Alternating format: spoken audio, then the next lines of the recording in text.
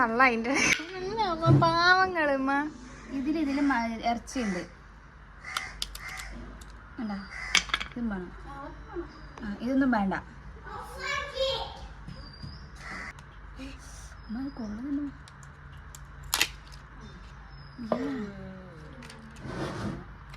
ഈ ജെല്ലി വേണ്ടെന്ന് പറയുന്നുണ്ട്. ഏത് ജെല്ലി? ഈ ജെല്ലി അതൊക്കെ വെക്കുമല്ലോ. ഇല്ല,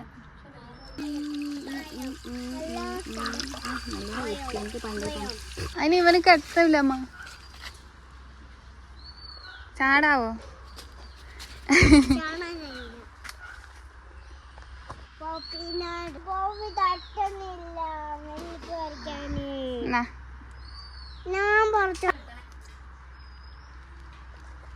ഏതാ മധുരക്കിഴങ്ങും കാടും തിരിച്ചറിയുന്നില്ല. അരച്ചും കാട്.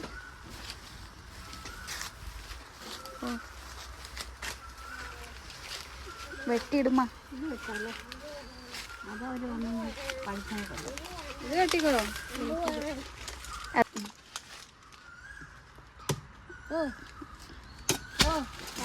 മോനെ പൊട്ടിച്ച് വീണ് മോനെ.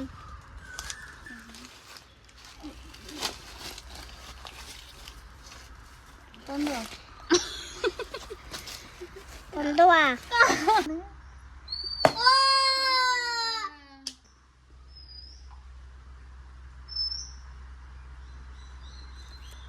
അടിപൊളി. ഇതിങ്ങനെ നമ്മൾ കനം കുറച്ച് അരിഞ്ഞാൽ വേഗം വെന്ത് കിട്ടും. കനം വലുതാക്കി അരിഞ്ഞാൽ ചവണ പോലെ ആവും. പിന്നെ ടേസ്റ്റ് ഉണ്ടാവില്ല. അരിയുന്നതിലൊക്കെ ടേസ്റ്റ് ഉണ്ട് അല്ല ഉമ്മ? അല്ലേ? അരിയുന്നതിലൊക്കെ നമുക്ക് ടേസ്റ്റ് കിട്ടും. ചിലരുണ്ടാവും അത് ഇങ്ങനെ തന്നെ ഇടും, ഒരു രസമില്ല. അതേപോലെ കുരു ഒന്നും പോക്കാണ്ട് ഇതേപോലെ ഇടും. മാവ് കുഴച്ച പോലെ ഉണ്ടാവും. അതിന് നല്ല നമ്മളിങ്ങനെ ചെറുതായിട്ട് ഇങ്ങനെ അരിഞ്ഞാൽ നല്ല ടേസ്റ്റ് ഉണ്ടാവും.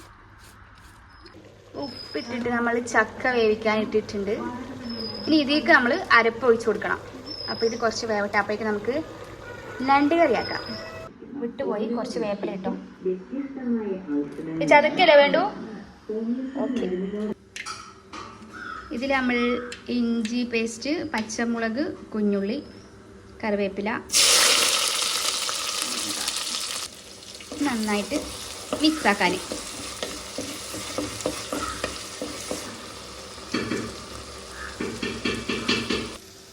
ഇതിലിപ്പോൾ നമ്മൾ മുളക് പൊടി, മല്ലിപ്പൊടി, ഗരം മസാല, മഞ്ഞൾപ്പൊടി, ഉപ്പ് ഇതെല്ലാം ഇട്ടിട്ട് നന്നായിട്ടൊന്ന് മിക്സാക്കാം.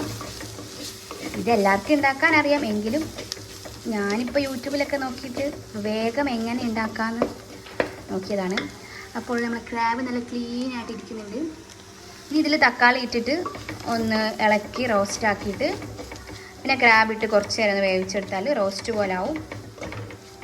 ഇനി അത്രേ ഉള്ളൂ പണി.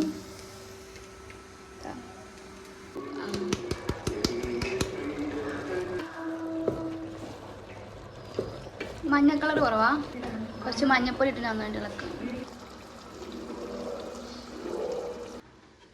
സോ ഗൈസ്, നമ്മൾ ചക്ക ഇവിടെ റെഡി ആകുന്നുണ്ട്.